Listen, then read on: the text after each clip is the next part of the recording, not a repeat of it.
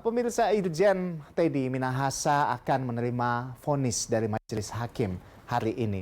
Apakah hakim akan menjatuhkan pidana mati sesuai dengan tuntutan jaksa dan seperti apa pembenahan kepolisian setelah kasus ini terungkap? Kita sudah bersama dengan Komisioner Kompolnas Yusuf Warsim.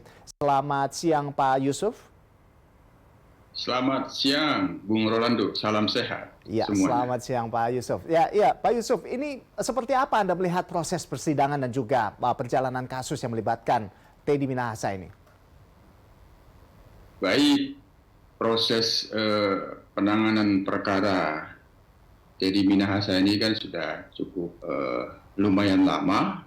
Proses di penyidikannya kan sejak tanggal 14 Oktober 2022. Jadi kita berharap bahwa sidang hari ini yang akan mendengarkan pembacaan vonis dari majelis hakim, tentu kita berharap bahwa proses persidangan yang dari awal, yang itu merupakan daripada hasil kerja penyidik Polri yang telah dikonstruksi oleh jaksa penuntut umum menjadi dakwaan dan tuntutan, harapannya ya majelis hakim tentu menerima yang dari sejak awal dakwaan itu diterima, dan majelis hakim pada hari ini apakah akan menerima tuntutan daripada jaksa penuntut umum terkait dengan tuntutan hukuman mati TM ini, ya tentu kita serahkan sepenuhnya pada majelis hakim.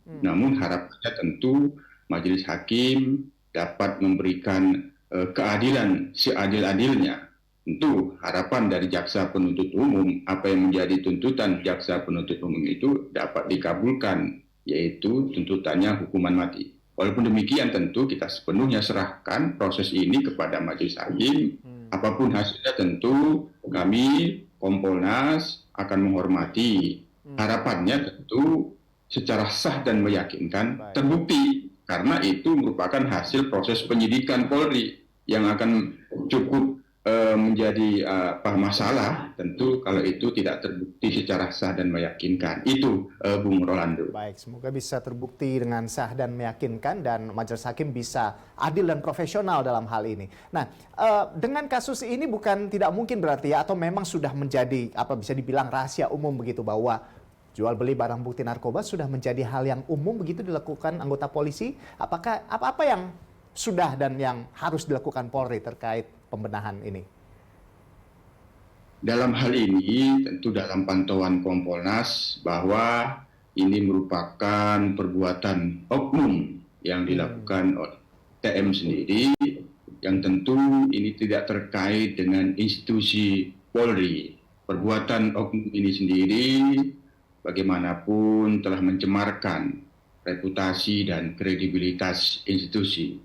Polri sendiri hari ini, terutama Kapolri sendiri juga sampai hari ini, kepada oknum-oknum yang melakukan pelanggaran tentu ditindak tegas, dan ini sudah terbukti beberapa kasus itu ditindak tegas. Hanya sekali lagi, bahwa ini tentu tidak bisa menggambarkan dan menjernalisir bahwa ada hal-hal yang terkait dengan penanganan kasus narkoba seolah-olah itu menjadi tren untuk jual beli barang bukti. Ini adalah perbuatan oknum. Maka ke depan, agar tidak adanya pelanggaran-pelanggaran yang dilakukan oknum terkait dengan penanganan kasus narkoba, maka pengawasan barang bukti tentu harus diperketat.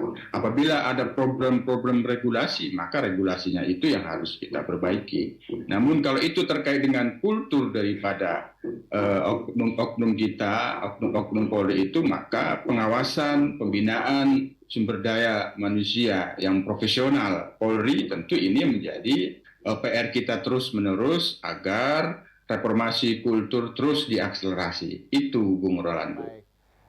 Pak Yusuf, kita tahu Teddy Minahasa juga salah satu anggota Polri yang berkening gendut begitu ya. Apakah sudah ada upaya untuk melakukan pengusutan terkait hal ini?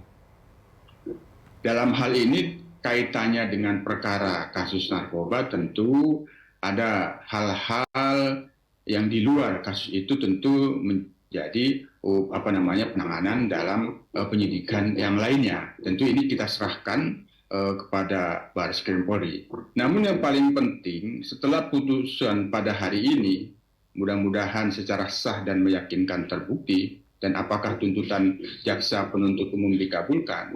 Tentu kalau sudah ada vonisnya, kita berharap Polri segera menggelar sidang Komisi Kode Etik Profesi yang tidak terlalu lama. Ya mudah-mudahan besok barangkali sudah bisa dijadwal. Sehingga ini dulu yang harus diselesaikan, Bung Rolando, harapan Kompolnas terkait dengan dugaan pelanggaran kode etik yang ini berhimpitan dengan dugaan tindak pidana yang pada hari ini akan divonis. Ini segera diberikan kejelasan posisi dan kepastian hukum terkait dengan pelanggaran kode etik yang bersangkutan. Ini dulu, Bung Rolando. Di luar itu kita serahkan sepenuhnya dan kita dorong nanti Barreskrim untuk mencoba untuk melihat dan mendalami. Itu, Bung Rolando. Ya.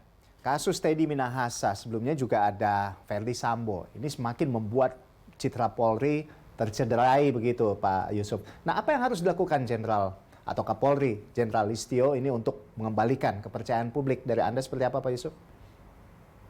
Tentu dari apa yang pernah disampaikan oleh Kapolri sendiri dalam pantauan Kompolnas, apapun, apakah itu sifatnya kebijakan maupun pernyataan-pernyataan Kapolri itu telah kami kumpulkan. Pertama, ada sikap tegas dari para Kapolri apabila tidak bisa memotong ekornya, kepalanya yang akan datang. Ini terus akan kita dorong. Berarti di sini ada peran pimpinan di setiap tingkatan, di setiap unit yang harus menjadi contoh. Apabila ada oknum-oknum anggota di bawahnya tidak bisa dibina, maka harus ditindak tegas. Artinya di sini bahwa yang diharapkan dari Kapolri setiap pimpinan untuk terus-menerus mengawasi dan membina anggotanya agar tidak ada oknum-oknum yang melakukan pelanggaran. Itu. Yang kedua, Kapolri sendiri kan di dalam programnya kan ada transformasi organisasi, transformasi pengawasan. Tentu ini kita harap baik organisasi maupun pengawasan yang di dalamnya ada komitmen reformasi kultur harus terus menerus. Tentu reformasi kultur tidak bisa berjalan hari ini dan besok. Ini terus berjalan dan kami Kompolnas akan terus mengawal dan mendorong reformasi kultur Polri menjadi pelayan yang baik, mengayomi masyarakat dan melindungi masyarakat, menegakkan hukum yang berkeadilan. Tentu ini harapan daripada reformasi kultur Polri. Itu yang kedua yang harus terus kita dorong, akselerasinya kita kawal.